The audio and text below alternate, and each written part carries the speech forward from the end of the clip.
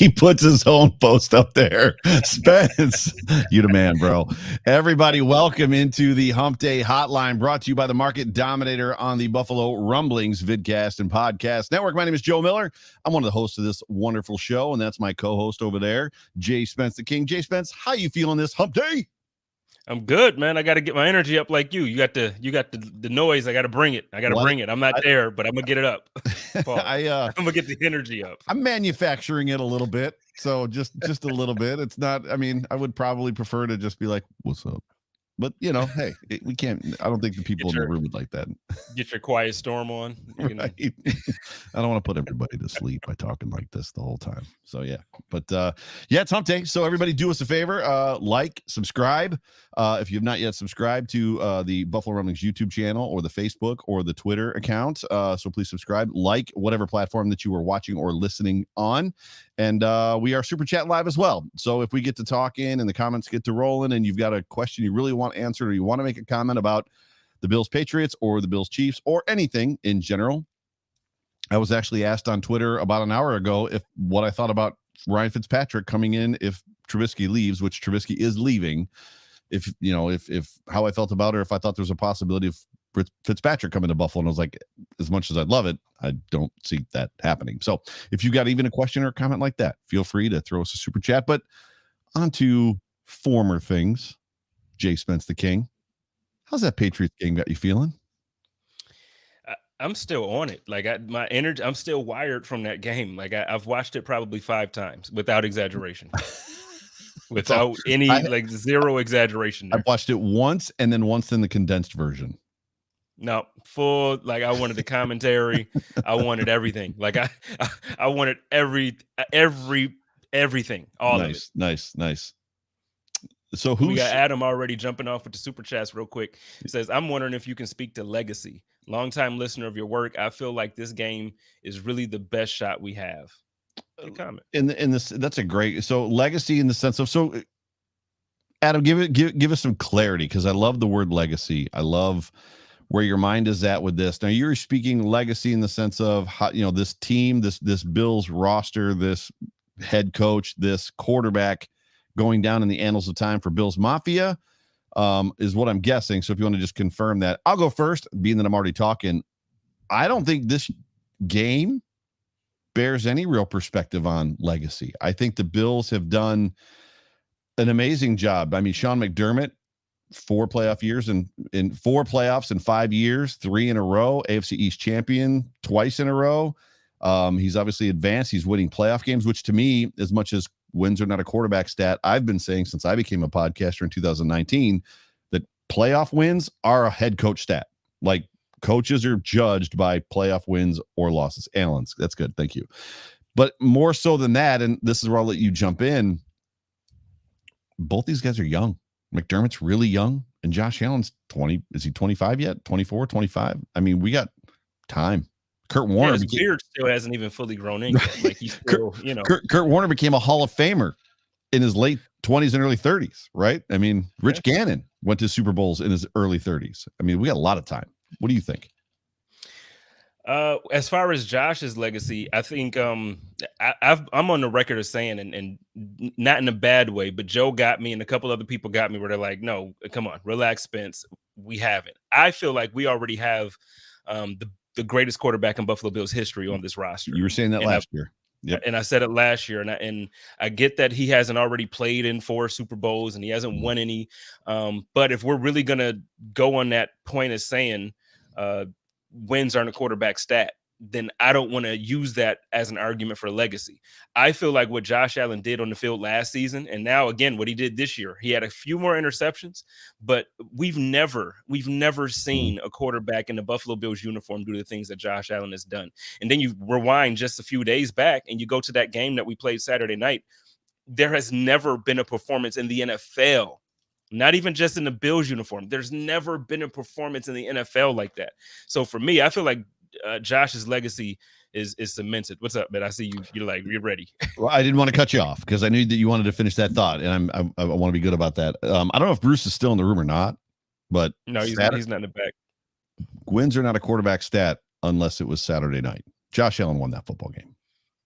I don't know, man. That defense Josh won that game Allen too. Josh No, but I Allen mean, as Josh great as Allen won a Josh football Allen game. was, but as great as Josh was, man. Listen, I was thinking about. I was in the line at Wendy's today getting lunch. I dropped off a couple computers to overnight to somebody, and I'm standing in line at Wendy's at Five Corners in Orchard Park, and I'm thinking to myself, what if the Patriots actually? So what if I'm thinking to myself, what if the same thing happens? So the Bills go on a tear like that against the Chiefs. Could the Chiefs?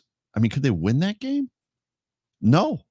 If you start with the ball and score a touchdown every time, it's impossible to be beaten. Impossible. Yeah, because I mean, if you stop them once, but you score every time, right, you won the game. Right. But the thing is, the defense was lights out again, and it's been consistent. Like, I know we have things that we complain about because we nitpick, and we're those fans that like we want every facet of the game to be perfect. Yeah. I know. And trust me, to see Saturday night was phenomenal. Like, that's what you want to see every week. Yeah. But there's times where that doesn't happen, where the offense doesn't score 47 points against the second-ranked defense in the league.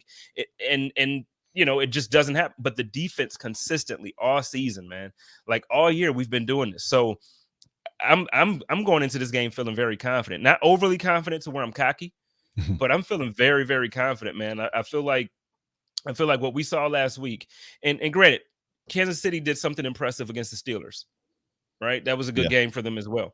It wasn't the second-ranked defense. It just wasn't. Yeah. I don't know. Yeah, that football game, that Patriots game, it was obviously nothing that we've ever seen before. And I said this on the post-game show. I feel like, no, I didn't. I said it on the second show, the back-to-back show. I said it on Sunday. Things I think. One of the things that I think is that this is not scoring touchdowns every single drive, but the Bills have come out and been different, a much different football team since that loss in Tampa, since halftime at Tampa. Mm-hmm. And I said, what I think is that this is sustainable for the Bills. I don't know that this is just a hot streak. I think this is something that is sustainable through the rest of the playoffs. Clearly, they could come out and lay an egg, and the wheels could come off. Kyle Brandt said that today on Good Morning Football. Please don't, lay an egg. It's always possible. I was mad at him for that. Don't even put that energy out there, Kyle. Like, don't even do that. You were in Buffalo. We done, like, the hospitality of Buffalo held him down, and he, like, don't even throw that out there. Don't even throw that out there. Shout out to Brandon, my man, Brandon. I'm sorry, B. I'm so sorry, B. My man, Brian Bowers. He said Jordan Poyer might be my favorite player after that epic pregame speech to the defensive backs. Man, I felt that in my soul. Like, he said, F them Pats. I'm going to tell you what, yo, that pregame speech had me ready. And the game is over, but I was ready to suit. I grabbed my helmet is right there. I got a Bills helmet. I was ready. Throw that thing on. Let's go. Yeah. Dude, incredible. So we talked a couple weeks ago just about teams getting hot at the right time. And I said, I don't feel like every year the Super Bowl winner is a team that gets hot at the right time, but there have been Super Bowl winners that got hot at the right time. The Bills, absolutely 100%. Pat Mahomes, and we'll talk about Pat Mahomes versus Josh Allen in a second. Pat Mahomes is Pat Mahomes and Josh Allen is Josh Allen. They're not crazy different as far as separation in skill level, talent level, where they are. And the Chiefs have a couple great pieces. Travis Kelce, the best tight end in football, getting older, early 30s. Tyreek Hill. The Buffalo Bills have the better team, right? The Bills have the better football team. The Bills have the best team in probably the playoffs right now, as far as at every position, especially with the emergence of Devin Singletary. We're not having conversations any longer about, man, the Bills have a really big weakness at running back. Right now, Devin Singletary is doing everything that he needs to do to make this team win and go forward. Is it sustainable in your opinion? Like, are they becoming who they are, or is this just a hot streak? I guess that's how I want to ask that question. I think outside of Devin Singletary, I don't think anything about it is a hot streak. I think, we've seen Devin Singletary start to pick it up now, but outside of that, if you look at the stats for the year, he had a few more interceptions, but Josh has been great this season too. Yeah. We just compare it to last year's, and like, that's the thing, like when you're talking about somebody who's performed to such a high level, like, for all my hip hop fans, like, I always be like, well, you can't compare, like, nobody ever compares Jay-Z to Mace. Like, you compare Jay-Z to Jay-Z, and it's like, yo, it's not as good as the Blueprint. It's not as good as the Black, but you don't compare him to I don't know, Bobby Schmurda, whoever is out yeah. now that these guys like. So the thing is with Josh, like now you're like, you got the hater that just don't want to let go of their bad take from 3-4 years ago. But when you're really watching Josh, and now the Bills fans, we're comparing him to last year. Nobody is comparing him. Like, again, you have the certain people that want to hate and can't get rid of it. It's like, he's not Mahomes yet. You got your Nick Wrights. Yeah. You got Keyshawn who claims Lamar Jackson is a better. I don't even want to go there. But Keyshawn Johnson on ESPN on First Take said that he'd take Lamar Jackson over Josh Allen because Josh Allen just showed up and he's flashed and he's not as good. I don't know what he was smoking. I need whatever strain that was because, I do my wake and bakes before the game. I need that strain because it's good. Whatever it is that he's smoking got him wrong. Oh, so that's hysterical. I just don't see it, but I don't see it. And so Josh has been playing lights out. Stephon Diggs, the numbers, if you really go back and look at the numbers, he's still very, very efficient. The defense, like I talked about earlier, the best in the league. Yeah. So I don't feel like we're getting hot. I feel like now you're just seeing like every single part as far as, oh, now we have a running game. Yeah. Oh, now our offensive line we have the right guys out there. But no, I think we've performed this year. We've had some down moments like every great team does, but I feel like this is who we've been. Yeah. Steve Lynn says KC is just as hot as the Bills. I would potentially agree. The difference would be for me, they just don't have the same roster. I think the Bills have the better roster. The Bills just have a better roster. This is great from the real Chris Janke. I love this.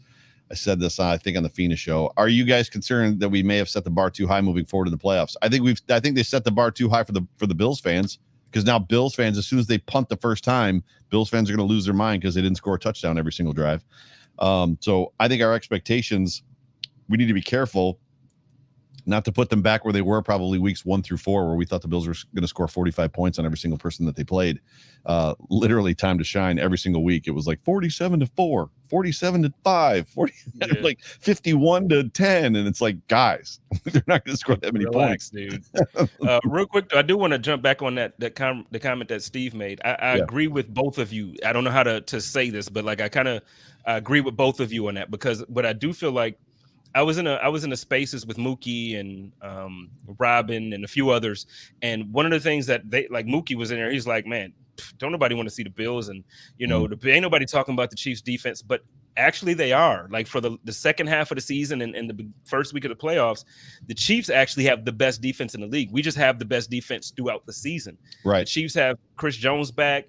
Ingram is playing lights out. The defense. This is not going to be one of those games. At least I'm hoping that it is one, but I don't think it's going to be one of those games where it's going to be a major blowout on either side. I think this is going to be a slugfest. So I agree with Steve here, but I also agree with you. We have the team, man. Like, Trey White has been out since Thanksgiving, and our secondary hasn't slipped like not even a little bit. That's the biggest test. Crazy. It's funny because we're kind of brushing through some of the topics we're going to talk on the show, and that to me is the biggest test, and we can come back to it. Go ahead. No, Triggs was just commenting on what I was saying about Keyshawn Johnson on ESPN, saying that he'd take Lamar Jackson. He said Keyshawn is one of the most overrated wide receivers ever. I can't quite go there. I think he's not Hall of Famer to me, but he's that step just below a Hall of Famer. So he's somebody who I feel like you would want to have on your team, but not somebody who would be your wide receiver one. Even though he had the role of wide receiver one for a few years, I think in today's NFL, what we see, I just don't think he would compare. When you talk hype and the book, Throw Me the Damn Ball, and Jets, Parcells to the Cowboys, he absolutely, in my opinion, is the definition of an overrated wide receiver, even if it's only in his own mind. He is not. So a guy that with the same type of moxie, swagger, chat, talk, whatever feelings about himself, but backed it up, Ocho Cinco, right? Terrell Owens. Those guys had that same kind of Keyshawn wanted to be in that same kind of like vein of, I'm a talker, I'm the best, throw me the ball, blah, blah, blah. And his play never backed it up. Never like it did with like Chad Johnson or Terrell Owens to me. Terrell Owens is in a whole different league. Correct. I'm just talking about. No, I know. You weren't. I know you weren't. I was more so backing you up here. Like, Terrell Owens is in a whole different league, and And when you have so if Terrell Owens would have come out and said, you know what, I would have rather played with a quarterback like Lamar Jackson than Josh Allen, I would have at least listened. Right. Because, like he's a Hall Fair. of Famer, and he's like the top, depending on who you talk to, he's the second best, third best wide receiver of all time. So I would have at least listened. Yep. Keyshawn Johnson, you can't, nah, man. Just no. Yeah. And I ain't never played in the NFL, but nah. Just no, man. We'll just call him little squinty because he squints a lot when he talks. But what do you got in the comment section? It's a lot. The comments are jumping tonight, man. The comments are jumping. Eric says Sorensen will get burned by Knox again. I am hoping so. I am hoping so. It seems like we're moving on. Talk about that. I mean, as far as I'll bring up one of them, which is which one do I want to pick here? What is the biggest test facing the Bills in this game? What is the biggest test facing the Chiefs? So jumping off on that comment, for me, that's one of them. To me, Dawson Knox is very much a contributing key factor in the Buffalo Bills winning this football game, just like he was obviously in week 5, week 6, whenever the Bills played them the last time and they won. Now, clearly the Chiefs were not playing well in that football game, and Pat Mahomes is taking this game to another level this year. So, Mahomes throwing two interceptions, one for a pick 6 is kind of a big deal winning and beating them by 18 points. But I think Dawson Knox is a big part of that. So for the Chiefs, I think, covering Dawson, I think Isaiah McKenzie, if they keep rolling that dude the way that they've rolled, please don't stop. Don't out-coach and get smart. Make them face Isaiah McKenzie, and they're going to game plan for him. Make them face him, right? Don't just make him invisible. And then for the Chiefs, I'll let you go next. So as far as the Chiefs, what's the biggest test facing the Chiefs in this football game for you?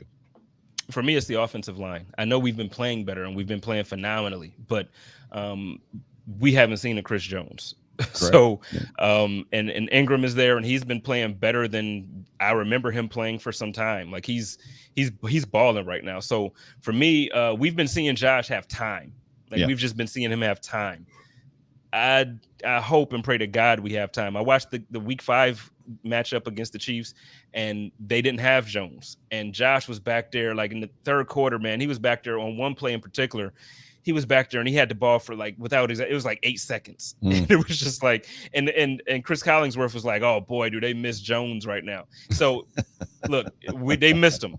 So that is going to be a concern. Not to the point where I think Josh can't be Josh. I still think Josh is going to be Josh, but yeah, I want to see how this offensive line performs against this pass rush. Yeah, we broke down obviously the offensive line like we do every Monday night, and they're doing something different. So they're not only pin and pulling, but they're also doing hook blocks, and they're executing these hook blocks incredibly. So, and I would encourage everybody that hasn't watched the Fina show yet to go back, and you can advance through it until he gets, up until he gets into the play breakdowns. Watch that whole thing. Watch that whole thing. The whole show. If you don't have time to watch the whole thing, watch it all the way, or get to the scrub to where he gets to the breakdowns.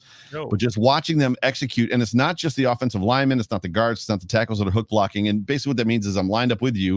And if the ball carrier's on we'll call it my right, and I'm the left guard or the left tackle, I'm basically, as the guys are pulling behind me with the running back headed to his left, to my left, I'm then hooking my guys. So I'm basically turning my stance this way and pushing in that direction. The way that they've been executing is just, especially in that Patriots game, it was near flawless.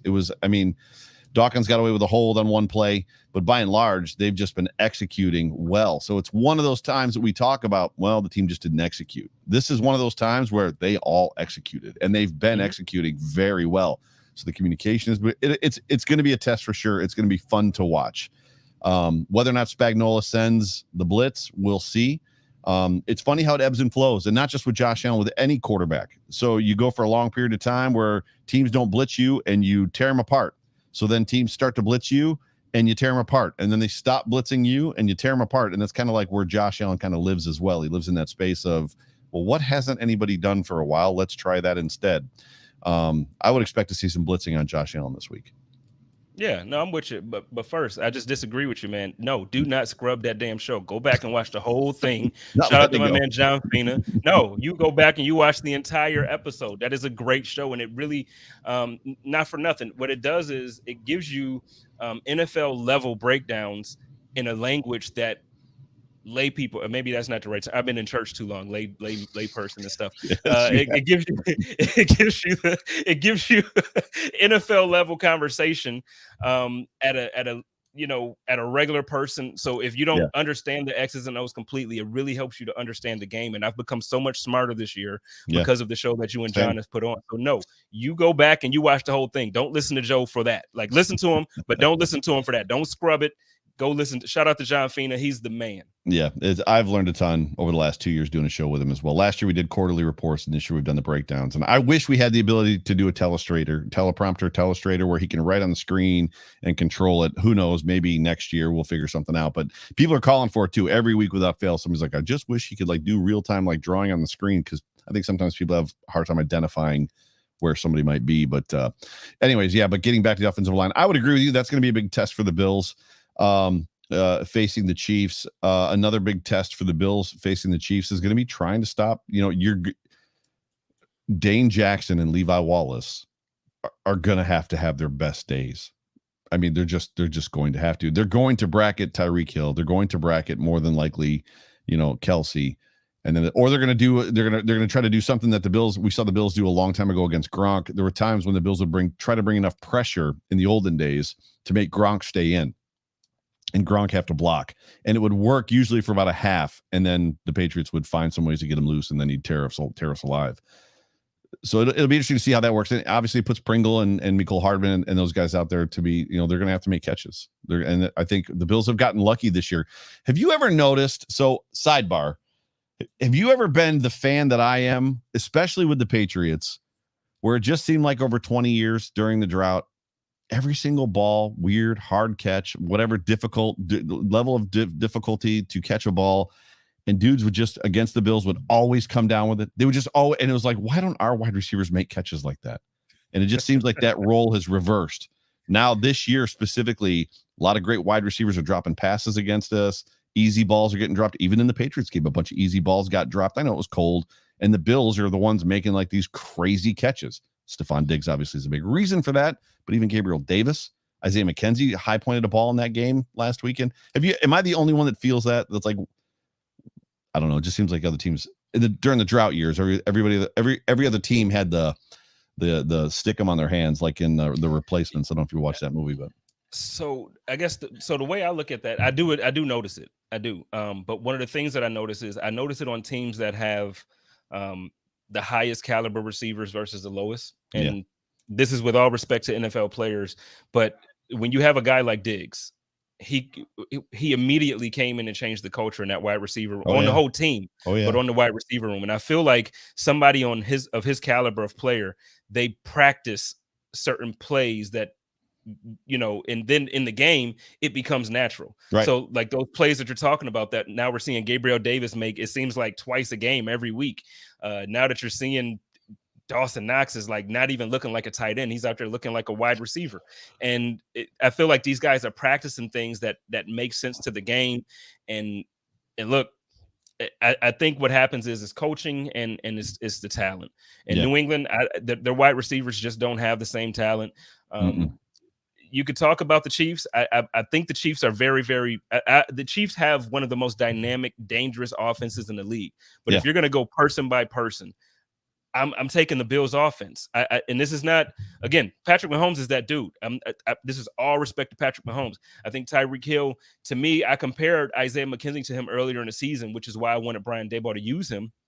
I don't think he's a wide receiver one, but I think he has a similar skill set and speed. So I'm not going to say it's a wash because Tyreek Hill is clearly a wide receiver one, but I feel like we have similarities there. After that, though, Diggs is better than any of their wide receivers. Oh, yeah. Dawson Knox is not statistically this year. He's not that far off from what we're seeing from Travis Kelce throughout his career. Correct. Then you're talking about the other wide receivers. Tell me you're not going to take Gabriel Davis over Hardman. Or Emmanuel Sanders or Cole Beasley, all of them. So that's what so it's like when you're talking top to bottom, you got a couple guys that they got that you're like, holy smokes, those guys are, they're legit. But look, my whole squad is legit, and I'm rolling with the Buffalo Bills, and that's where we at this year. Yeah, perfect. I love it when you segue beautifully into one of my comments or one of my tickers at the bottom of the screen, which is basically Bills offense versus the Chiefs defense. Conversely, the Chiefs offense versus the Bills defense. And I just want to give everybody some statistics. So, and we've talked a little bit about this in the past, but when we're talking about offense, right? So points per game offensively, the Buffalo Bills are number 3 at 28.4 points per game. The Chiefs are number 4, 28.2. So they're right behind us, right on our heels. Yards per game, total yards per game.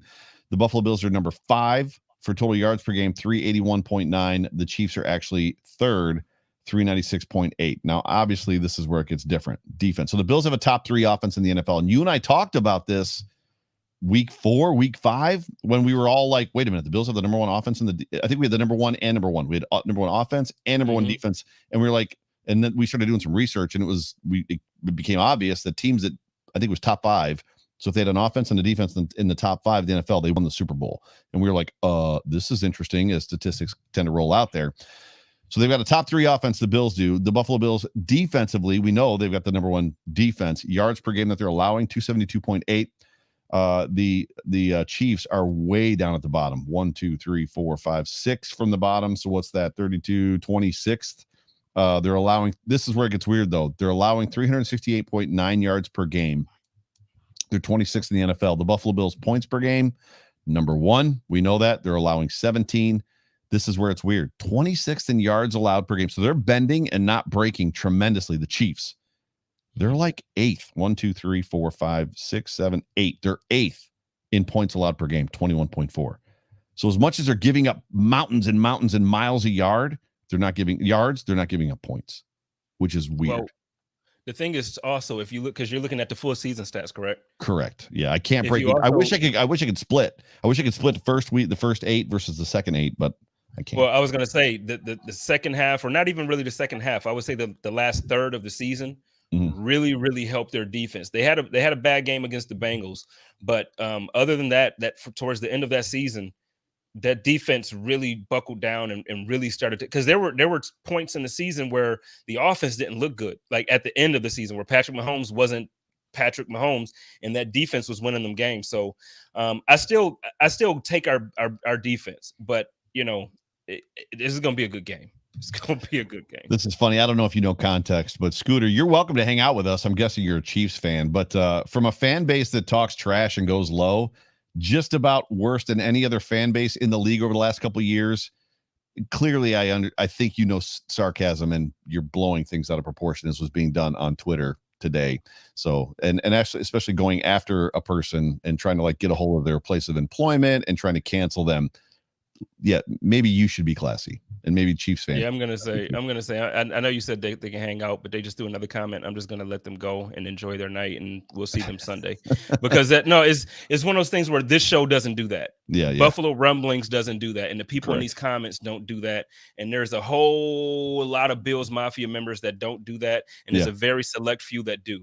And the thing is, they just so happen to be the loudest part of Bills Mafia on these social media or these social networks, and then you want to come on here and no, we're not doing that. We're not doing it. So yeah, they can watch from somebody else's account if they like. Yeah, for sure. That's fine. That's cool. I was just trying to be. I like your way better. I wanted to do that, but I was just like, I'll be nice. But at the end of the day, we'll let them play it out on the football field. And I lost my place. Well, we were talking about Bills offense versus the Chiefs defense. Conversely, Chiefs offense versus the Bills defense. If I'm taking one of these offenses versus one of these defenses, I'm picking the Bills offense over the Chiefs defense because the Bills defense is better. Right? I mean, I'm stating the obvious. I'm looking for you, I guess, to play devil's advocate. Talk me out of that if you can. Well, okay. So honestly, I am confident. So I can't, but I'm gonna just play devil's advocate here. Yeah. The thing is, Josh said it himself. In order to be the man, you have to beat the man. Yeah. Always. And at this point, they're the AFC. They've been in the AFC Championship 3 years in a row. They've been in the Super Bowl multiple times. They've won a Super Bowl, and we're at this point now where the Buffalo Bills have to get over this hump, and the Kansas City Chiefs are the hump that the Buffalo Bills. Speaking of that, hump that like. Do us a favor, hump that like on Hump Day Hotline. Let's get it. Hump that like. But we got to get over the hump when it comes to these Kansas City Chiefs, and it just is what it is. Yeah. Now, again, if I'm being honest with you, I'm on the same side as you. I think that what we've seen out of Josh Allen for the last few weeks, I think he's locked in. I think he's motivated, and I think he's ready. And I think he's at that point where he's like, look, I want it. and I'm not going to allow us to lose this game. I just don't see it. I don't see it. One more time, shout out to Triggs with the super chat. Says it helps when you face lock Teddy Love Jones. I don't know if you get that. I have no idea what he. I was like, Spence will surely get this. No, I don't get it. No. Just Triggs, let us know. If that's I don't know. Just tell us what that means. If I need to show people my driver's license so you know how old I am, I'm totally disconnected from like modern stuff. Like I'm the guy that asks Spence, like, what does no cap mean? True story. No cap. He actually did. No cap. Shout out to John. He says game will come down to red zone scoring, and that's where we lost last year. We need to stay aggressive offensively. This show is nothing but respectful. I agree with that last part. I disagree a little bit about last year. The reason that we lost last year in the conference championship, we lost because we weren't healthy. We lost because we couldn't score and we didn't have a run game. There was that's why we lost. There was a number of factors. To his point, when the Bills were down 12, they kicked a field goal. Then they were down 12 again and kicked a field goal. So that's kind of what John's talking about there. So there was times when you're down by 2 possessions and you're kicking a field goal. You're down by 2 possessions again late and you're kicking a field goal. But the Bills were not prepared. We've talked about that ad nauseum. Just as far as, but I think that's because they were injured. I mean, if Stephon Diggs didn't have cracked ribs, if Cole Beasley didn't have a cracked leg, and whatever other injuries we have, last year Cole Beasley was leading the league in separation. Yep. He would there's no way I'm believing that we wouldn't have scored in the red zone had we been healthy. And this year, uncarried, and actually, I know we don't have to really go here, but right now we're healthy. For sure, we are healthy. I want to talk about this. You know, in order to, Josh Allen, in order to be the man, you've got to beat the man, right? So, I take a lot of. I'm upset about the fact that we were having that conversation. In order to be the man, you've got to beat the man. Last year, about the Patriots, and we went on and beat them, only to have another man step in front of us. So we beat the man. We became the man to beat the man because we beat the man with the Patriots, only to have the Chiefs kind of be like, no, we're the man now. It's like, wait, you didn't beat them. We beat them. It's just levels. There's levels to it because for us, last year, the New England Patriots for us, it was the big bully in middle school or it was that for us. When we got to high school, now we're trying to graduate, and to graduate, you got to get through that team, and that's the Kansas City Chiefs. Right. Kansas City Chiefs right now are on a whole different. Now, if Tom Brady was still in New England last year, and that would have been a completely different thing. But the Pats last year and the year before, they still weren't. And he's talking about the Chiefs facing Drew Lock, or is it Drew Lock? Drew Lock, Teddy Bridgewater, Jordan Love, and Mac Jones. Okay, I had no clue. I'm sorry. I thought it was like a song reference or something. It was the lowercase L. It was the lowercase L on Lock and Love that threw me too. I was like, what is that? Like, I'm like, we can help the face a lot. No. Yeah, I'm trying to hear a song. I'm like, wait, is it? I'm like, what song is that? Is that?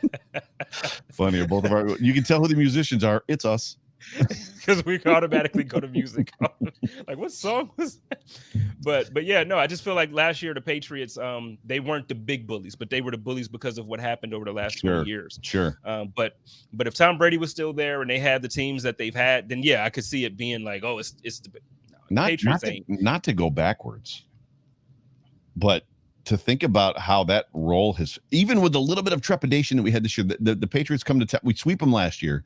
The Patriots Allen lost 2 years ago to a close game at the end of the season. We sweep them last year in convincing fashion. Second game this year, they come to town, crazy weather, win, and we're all uneasy. Bills throttle them at home in New England, and then obviously the playoff game. It's funny how that role has reversed. Very much. I mean, I don't know that it's getting enough talk and enough chatter of how much that role of them owning us has reversed. And oh, by the way, another thing I think if Belichick retires in the next 1 or 2 years, McDaniels doesn't last 2 years as the head coach of that football team, and they're on a downward skid for 10 or 15 years. Like their drought, in my opinion, begins at that point in time, and we could run this division for a decade. Yeah, well, I mean, to be honest with you, and obviously we don't know the future. Like, we don't know who's going to come out the draft in 4 years. Like, we don't know what quarterback is going to be there. But the Jets don't have a quarterback that can compete. They don't have a quarterback that can develop to compete with Josh Allen. The New England Patriots don't have a quarterback that can develop enough to compete with Josh Allen. And in Miami, I don't even think they want to anymore. I don't know what's going on down there. Shout out to my man Eric. He said Tom Brady knew the Bills were on the come up. It's one of the reasons why I think he left. I think he left because he knew that the roster just wasn't going to be good. But I agree. I mean, it comes down to where it's like, okay, well, the Bills aren't good. And if my roster's not good, I'm still good enough to kind of get us over on the Bills and the Jets and the Dolphins. Now he knew that roster was done, and he knew that this was the year. They saw that trade coming. They saw that stuff. No, I'm with you, Eric. They knew. He knew. I disagree. I think the reason that he left is because what some people mistake as arrogance is generally confidence, and what people mistake as confidence is generally arrogance. And I think he's just an incredibly arrogant person. And I think Tom Brady wanted to prove to everybody that it wasn't Bill Belichick. I don't think that they lived in harmony. There's rumors out there that they have not lived in harmony for the last 4, 5, 6 years, primarily because of what you just said. Belichick is a GM and was not putting people around him. He's stacking his defense and giving them trash wide receivers and basically being a run first team. And it's like, I'm Tom Brady. Give me somebody to throw the football to. And to me, that's the part. Like, I agree with you. Your take as far as like it wasn't heavenly there. Like they had no harmony at all going on. Right. But I also feel like, look, I don't have any receivers. I don't have any. Gronk retired on him. Gronk was like, man, screw this. I'm out of here. I think that was a big part of it too. What does Gronk do when Tom Brady goes to the Bucs? I'm in. I'll play. Yeah. I mean, as soon as he goes to the Bucs, sign me up. Yeah. Which tells you that, I digress. Go ahead. You were going to say something else. No, I mean, I don't forgot, man. We done gone on tangents. It's all good. I love it. So let's talk about Josh Allen versus Patrick Mahomes. So has Josh Allen, and I'd love to hear from the comments section as well. Let's be honest for a second. I know we're all fanboys. I know we've got the fan goggles on, and we all love Josh Allen. And I'm at the point now, I try to stop and think. Going back to your question last year with Fanatics, would you reverse the trade? Would you take Pat Mahomes right now over Josh Allen, blah, blah, blah, blah, blah. And that whole thing is blown out. And I still have never really landed anywhere back then. But I tried to put myself back in that mode of thinking early 2020. And I was just like, before the season started, man, how do I feel? There's an innate character piece for me. Not that Pat Mahomes is a bad dude. He's not a bad guy. But Josh Allen just is Buffalo to me. But the question is, has Josh Allen reached Pat Mahomes' level? And that's what I want us to ask ourselves as a professional. Has he reached it, or is there still work to do? I think there's two answers to that question. Okay. So in fairness, when you're talking about, accomplishments and accolades, no, Josh Allen, because as much as we like to say, wins are not a quarterback stat. Everywhere you look, whenever you're talking about all-time greats, and every time it's like, oh, well, he won 6 Super Bowls. Oh, he won 3. Right. So it automatically goes to. So when you have that conversation, no, he's not on Patrick Mahomes' level. He hasn't won the AFC Championship. He hasn't won the Super Bowl. So you can't put him there. However, when I watch the film, Josh Allen makes the same crazy throws that Patrick Mahomes, and he makes crazier throws. He did it Saturday night. He did it. And on top of it, he's the second best running quarterback in the league. Like think about that. Yeah. Like this guy has the arm talent of Patrick Mahomes, and he it's a completely different run style than Lamar Jackson. But he's Derrick Henry on the run, and Patrick Mahomes with the arm. No other team has a quarterback like that in history. Sure. Not even just like now. For sure. In history, we haven't seen that. So for me, I'm taking, but I took Josh before, last year. When people are taking Kyler Murray before he played a snap as an NFL quarterback, you're keeping Allen. That one was like, wait, what? You're going to take Kyler Murray over Josh Allen? Like, yeah. This is the problem that I have. So Sheldon, I appreciate this, and I know that this is the common feeling around the national media, and there's comments about the national media that Josh has better legs and a slightly bigger arm, but Pat Mahomes has the consistency you want. I disagree. You look at last season, he led the league in dropped interceptions, balls that he threw to the opposite team that were dropped. This year, the first 9 games of the season, he did not play well at all. He's cleaned it up since then. Against us, he threw an interception to Greg Rousseau. And let's not forget for 1 second that EJ Manuel got benched and never got his job back because he threw an interception to another defensive end named J.J. Watt. Similar pass play. Rousseau intercepts. It ruined E.J. Manuel's career when he did it, and Pat Mahomes walks away from it as the most consistent quarterback in the NFL. And I think the piece of this that gets lost, and you and I know it, we've talked about it a lot, but I'm going to bring it up anyway. Josh Allen never gets the reverse credit for leading the league in dropped passes his first 2 seasons as an NFL quarterback. He led the league his first 2 years. Nobody, I think the second year was like 1 in every 7 passes were dropped, not inaccurate, not missed his receiver, dropped straight. Like it was crazy what like the drop percentages. He led the league by a lot 2 years in a row. That's a big deal when you're talking about consistency, because if half those are caught, his completion percentage, I remember doing the math, was in the 60s, and it's a completely different conversation. It was like 62%. Yeah, if half of them were caught, which was the average for everybody else. Yeah.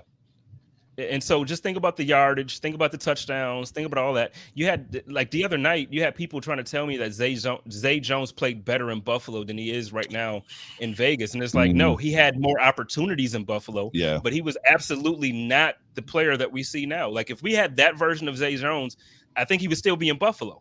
50% catch rate. Really do. 50% catch rate in Buffalo. 50%. And then you had Kelvin. Like, come on, Kelvin Benjamin. We had Kelvin. We had a tight end that really, no, we had an offensive tackle out there as our wide receiver number. Like, come on, man. Right, for sure. Like, miss me with those takes. So, and shout out to Jacob Allen. I can understand that Jacob is a Kansas City Chiefs fan. So he says Allen is more talented. Tell me when he wins something. I was just going to say that. Yeah, go ahead. But this is the argument. Like, and that's why I said there's 2 answers to this question, because you're gonna have this crowd that's gonna say, "Oh, well, you haven't won any." Like the Patriot fans just lost this Saturday. I was on a show Monday morning. I forget which show. I've been on so many shows, but I was on shows this week, and all in the comments, everybody's like, "Well, y'all beat us, but talk to me when you get 6 Super Bowls."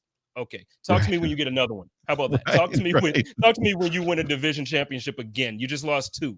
So, but no, to Jacob's point, I'm going to be very respectful to that. He's right in that conversation. Josh hasn't won, so we got to do something. Yeah, that's literally what I was about to say. I think the work that Josh has to put in is he has to at least beat Patrick Mahomes in the playoffs, if not win a Super Bowl. And I think once he wins a Super Bowl, I think the narrative changes. And I have to be. And Charles Clay was also on that football team, and Robert Foster. And Duke Williams, right? Was Duke Williams on that team too? Duke Williams. Robert Foster isn't even in the league. Is he even on a practice squad this year? I know. I don't know. We can go back and talk about that, but Joe does too. Rich, shout out to my man Richard Rush. He says, "I love it when Spence says Benjamin." Joe does too. He laughs every single time. Yeah, so I mean, and this is Mattis Center says, Joe, Sunday you hit it when you said that Allen had the best QBR rating ever. So, and that was held by Tom Brady at 95, and Josh Allen beat it on Saturday night by a half. I thought it was 98 even. Oh yeah, that's not. Yeah, it's QBR, not passer rating. QBR. Yeah, his was 98 even. Josh Allen's was 98.5, the highest one ever for a game. But Josh is going to have to win a Super Bowl, in my opinion. And it's funny to me because I almost have to apologize to Good Morning Football and some of the other networks because Monday they did. So there was no highlights. Did you notice there was no Bills highlights on Sunday? Like half times, pre-games, nothing like that. They just talked up the games. And then Monday came and it was almost like the game didn't happen. It was 45 seconds on Good Morning Football. And I was a little miffed. I was off on Monday because of Martin Luther King Day. And so I was like excited to sit and watch 3 hours of Good Morning Football. No highlights. Well, they made up for it this week. They've done quite a few spots since then, which is great. But Allen's going to have all that to say that. Allen's going to have to win. He's going to have to win, which that window's open, wide open, right? So, yeah. Chris Jenke he always lets us know. He always says Robert Foster was on the Cowboys practice squad this year. Shout out to Robert Foster. He was that guy for us Josh's rookie year. He was the one that had us excited to see what Josh could do, and it showed flashes in his rookie year because of Robert Foster. So, we do appreciate Robert Foster. I'm not coming down on him, but man, he couldn't you mean to tell me so the first year that Patrick Mahomes was a starter, he had Travis Kelce, Tyreek Hill, he had the run. Who he have? He had a better running back than they have now. The kid that's in Cleveland. Running back wise, Lamar Hunt. Yeah, Kareem Hunt. Kareem Hunt. I said Lamar Hunt. It's definitely not the former owner of the Chiefs. It's not him. So but it's like you have that roster the first year you're starting, as compared to what we're talking about with Josh here, when you have wide receivers with a 50% drop percentage. It's not only Like, the wide that's receivers. insane. Of the 9 rostered offensive linemen, 8 of them were not in the NFL Josh's second year. Only one was. It was Jordan Mills. Jordan was it Cordy Leonard? No, Jordan Mills was the only one, and I think he went to the Bengals and then was out the next year. So 8 of his rostered linemen that were in front of him his rookie year were out of the NFL his second year. Not only gone from the Bills, not even on a football team. They were bad. Yeah, bled to cost. Remember that guy? Yeah, gone. Again, just before I read this super chat, there's so many guys that were on that roster the year that we bought Josh, and that's either not in the league or on practice squads. You don't have a bunch of guys that's left that team and now they're starting and they're stars somewhere. Trash. Like, yeah.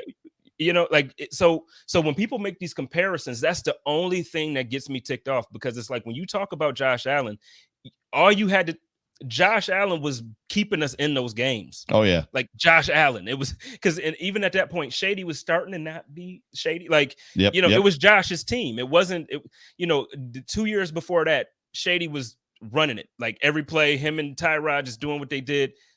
When Josh got here, that stopped. Yeah. Shady wasn't breaking those long runs like that. He was dancing behind the line of scrimmage and losing 3 yards. That's what Shady was doing. Shout out to my man John again with the super chat. He said, I agree with you both, but can we please stop comparing oranges to apples with Josh and Pat? Come on, compare the talent in their first 2 years. That is not how you're saying. That's not how it works. You can't compare their first 2 years. Otherwise, well, no, but I think he's saying what we were just saying about the roster talent. Compare the talent, that they've had around them that first. Okay, gotcha. I feel like that's what he's saying.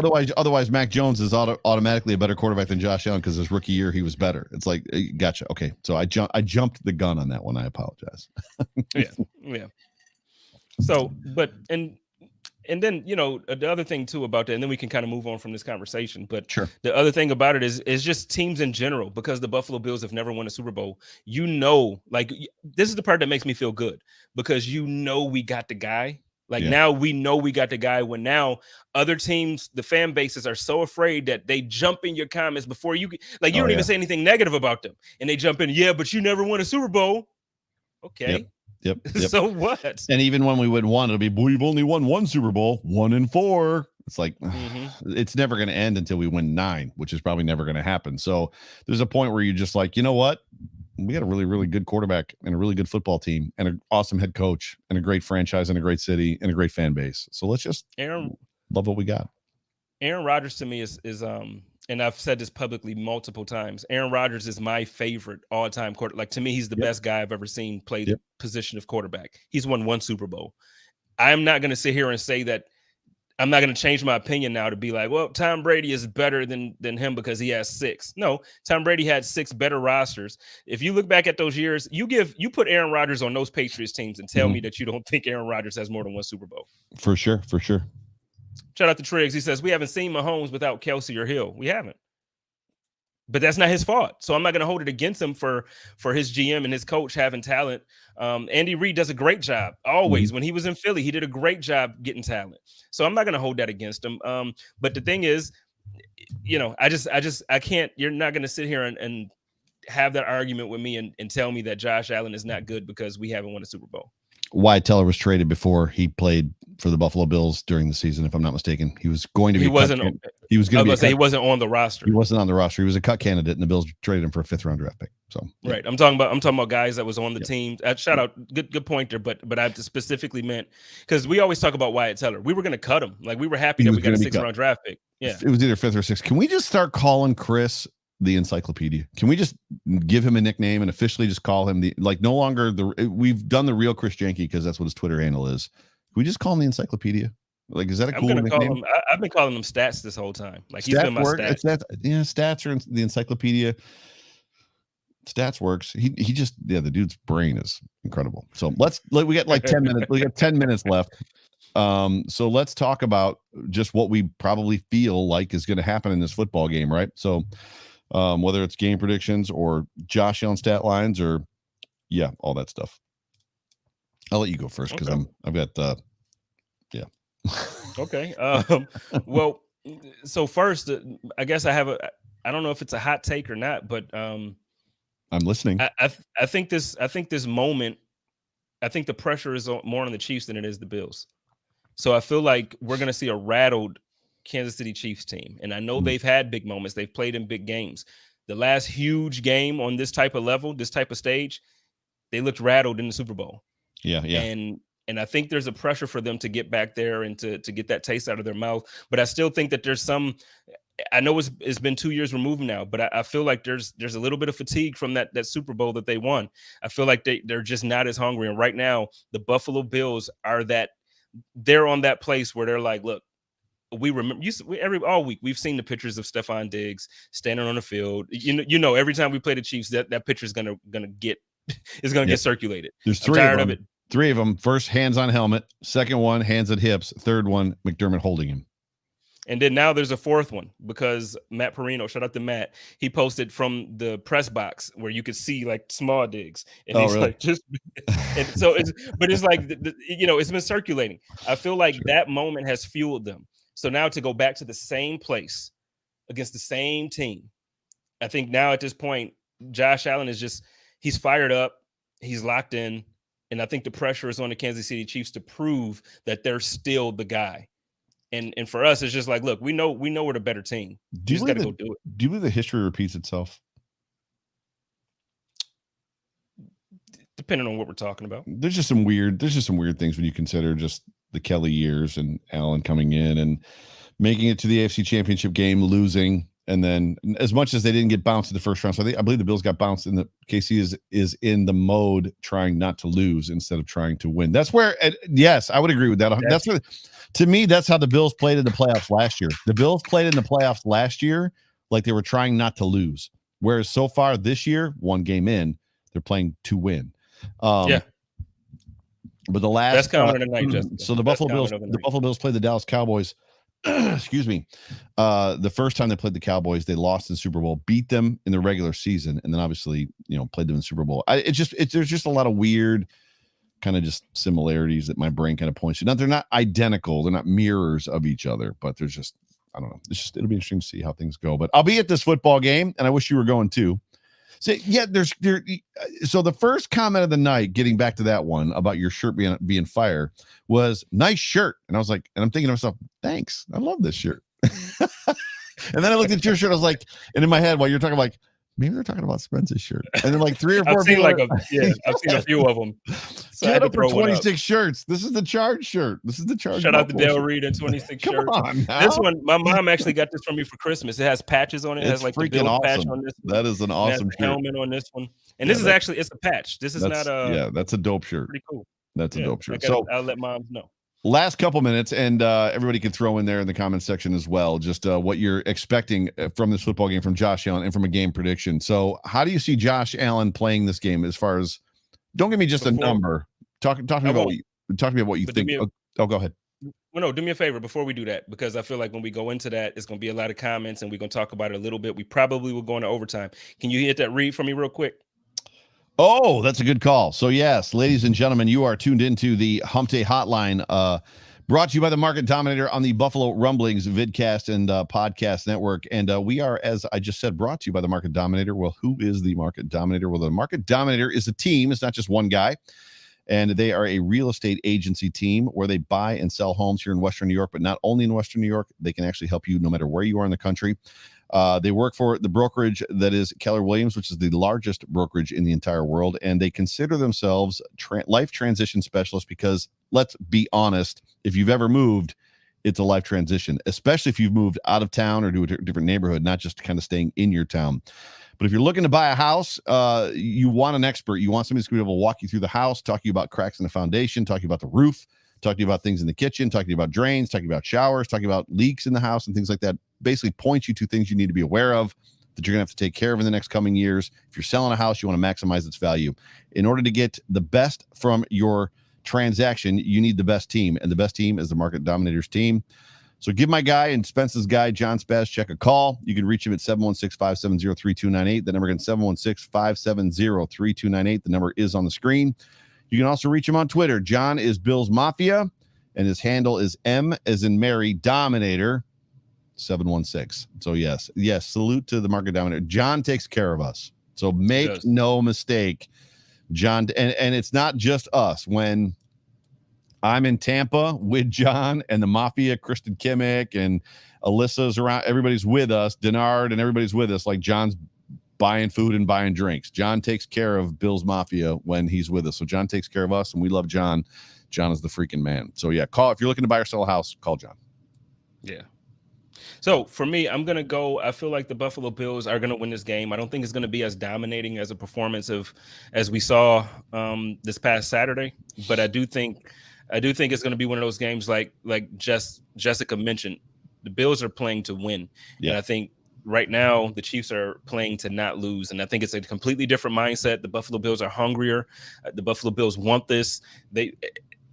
I don't even know if it's going to sound dumb when I say this. I don't even know if they want the Super Bowl as bad as they want to beat the Chiefs. You get what I'm saying? Like, and it's like, I know that they want to, like, and I know that's a goal. I know it's championship caliber and they're hungry, but I think right now, like they want to just like, they really want to prove like, look, the Chiefs are not who y'all thought they were. Right. They're not anymore. They're not those guys. We're those guys. We're really like that. Like Poyer said a few weeks back when he was mic'd up, I'm like that. The whole team is like that.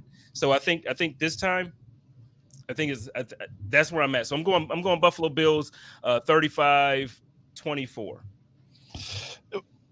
It's interesting. Sorry, type in the comment section. It's interesting to me to think about just this football game. And where our headspace will be at if the Bills do beat them by 2 possessions or 3 possessions. You know what I mean? Like, what? I'm laughing at you. Yeah, your comments. You guys are crazy, man. I'm the one that approved this, or somebody approved the comment. I don't know why he said that. Please call me babe. I was like, okay, babe. I hope maybe he was like texting us. I don't know. I don't know either.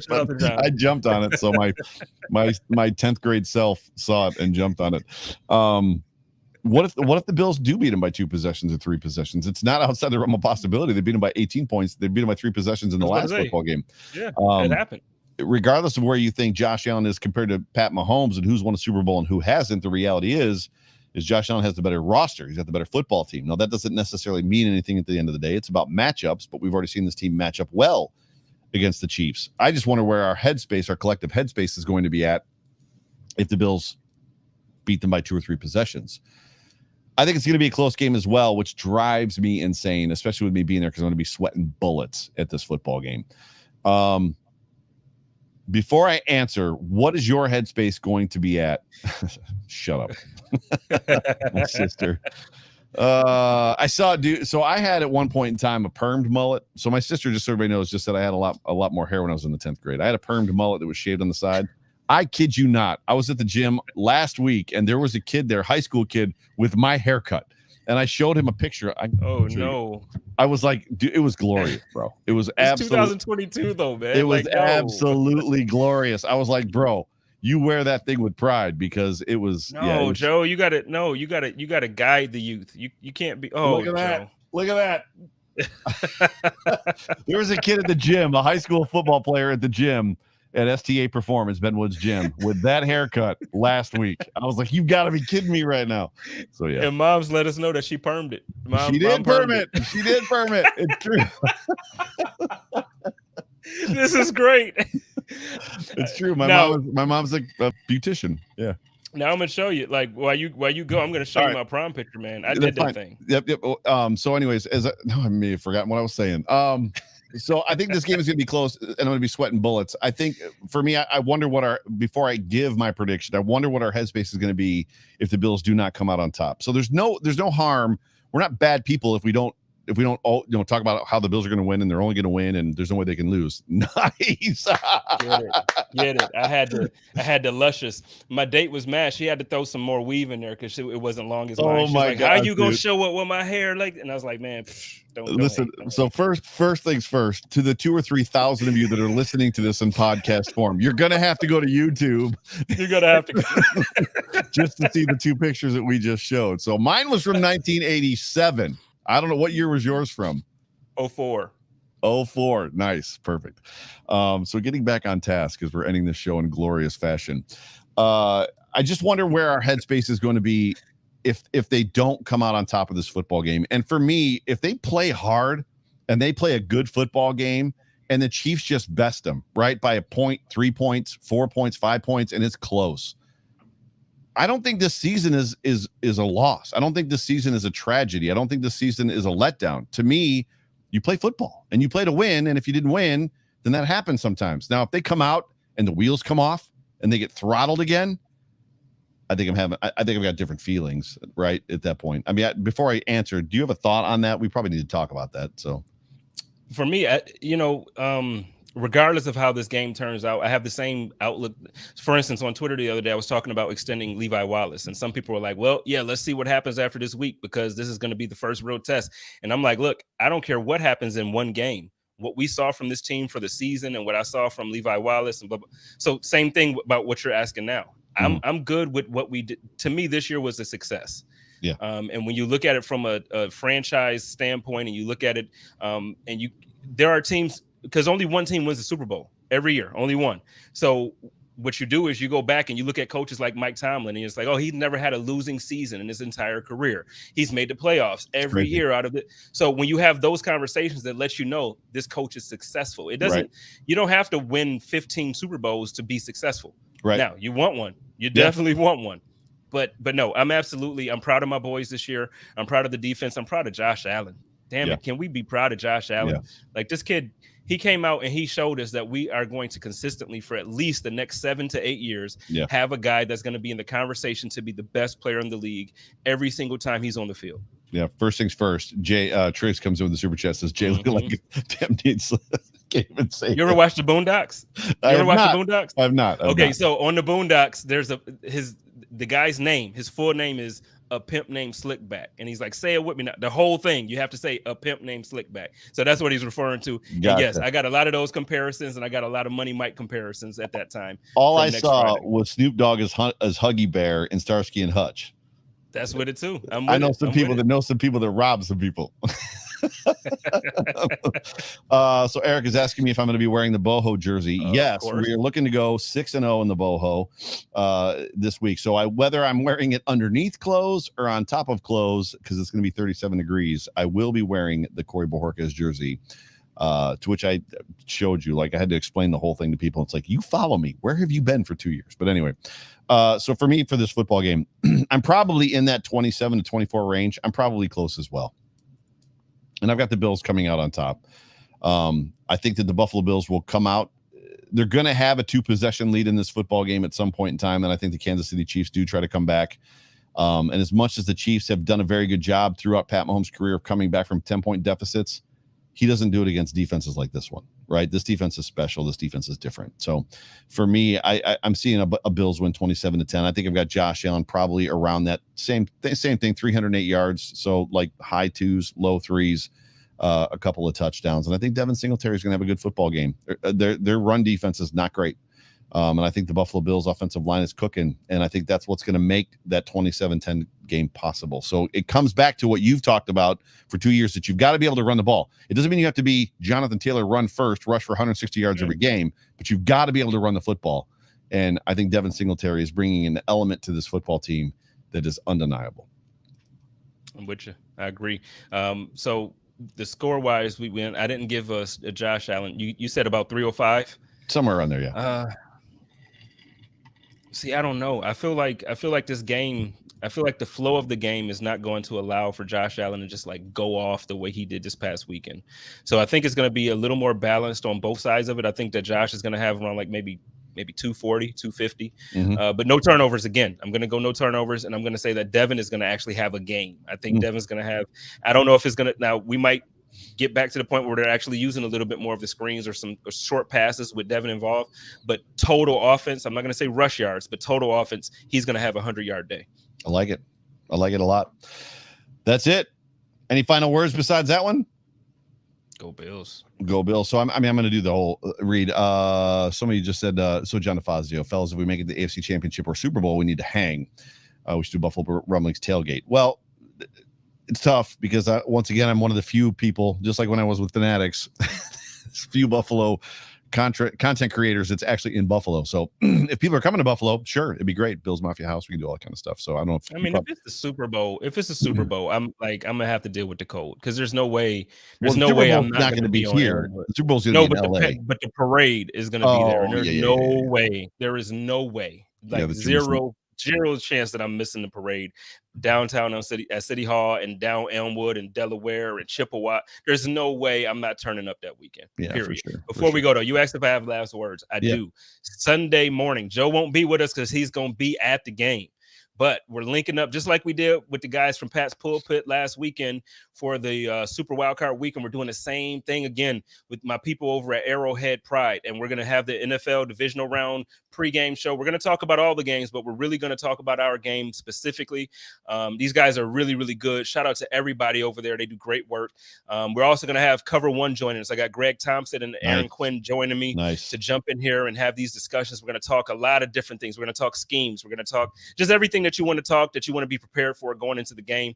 Be there. If you follow me on Twitter, find the post and go and set yourself a reminder. You're not going to want to miss it. I promise you, you're not going to want to miss it. So these are the guys that you put in the chat with me and Bruce, right?